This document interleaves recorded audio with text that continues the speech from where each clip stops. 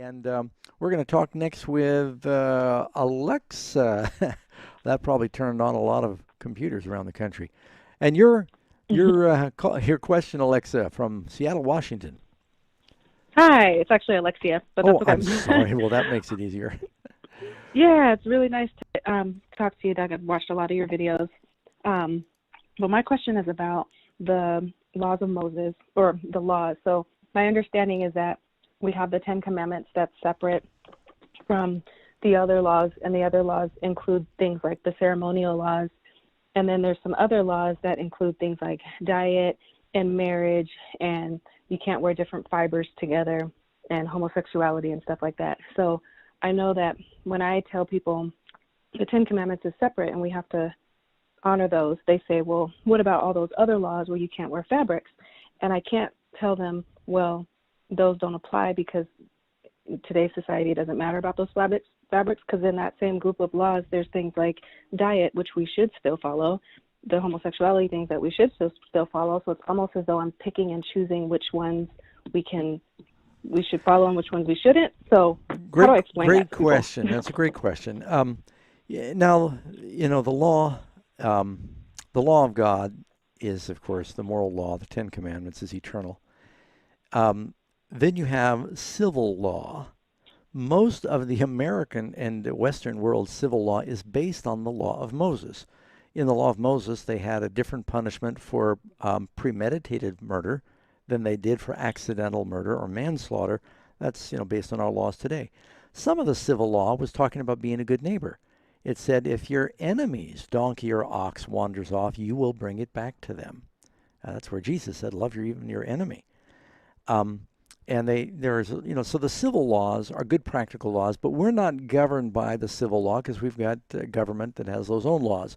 Israel was a theocracy, and so Moses included what their social and civil laws were going to be. Then the ceremonial laws, those things were especially tied to the temple and its sanctuary, and they were nailed to the cross. We don't have to sacrifice lambs. We don't have to worry about the temple and its ceremonies. That's different from the Sabbath of the Ten Commandments is one of the Ten Commandments. Health laws, some of the health laws were clear commandments like, do not eat, unclean food. And some of them were sanitation laws. If you had a rat or bat that got into a clay pot, it says don't even try and clean it. It's a porous material, destroy the pot. But if it was a metal pot, you could clean it and keep it.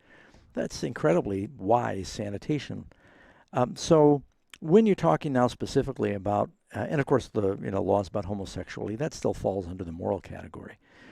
The laws about mixed fabrics, he's really basically saying you weren't to mix a plant garment, linen was something that is a plant, with wool, which is something that is an animal. And I believe that right after the Lord says that, he talks about some other unhealthy things to mix. He said, don't yoke a donkey and an oxen together. They're two different animals. They pull differently. Their gait is different. And most of that's common sense. In that same cluster of laws, I believe, is where he says that a man shall not lay with a man as with a woman. So it's interesting. It's like Moses is saying, do not pervert natural law.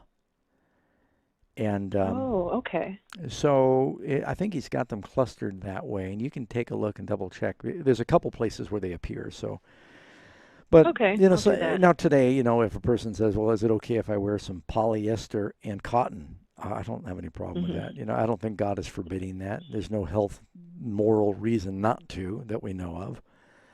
Right. But if you were to mix a cotton garment, let's suppose you're weaving two fabrics together. If you mix a cotton or a plant, linen was a plant, with wool, when they get wet, they stretch and behave differently, and it'll just wreck it. You see what I'm saying? Oh, okay. One is an animal fabric. One, so you mix them, it didn't work right. And he said, don't mix your seed. You get hybrids, and it loses its vitality.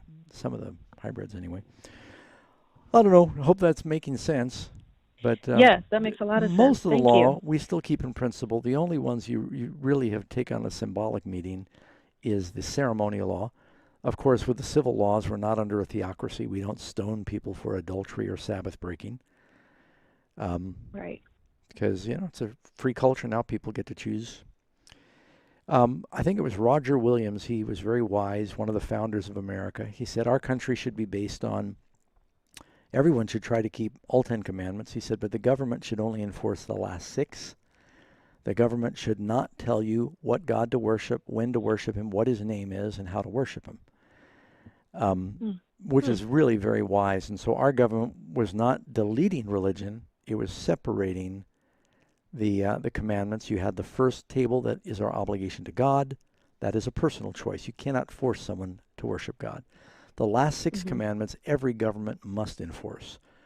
Respect for parental authority, respect for property, respect for marriage, respect for, don't covet, and stealing, life, so forth. So Okay. now I'm rambling. Hope that helps a little bit. That was really helpful. Thank you so much. All right. Hey, thank you. I appreciate it. And we do have a book that talks about the 10 Commandments and the law of God. And it's Does God's Grace Blot Out His Law? And we'll send you a free copy. Just call 800-835-6747. Thank you, Alexia.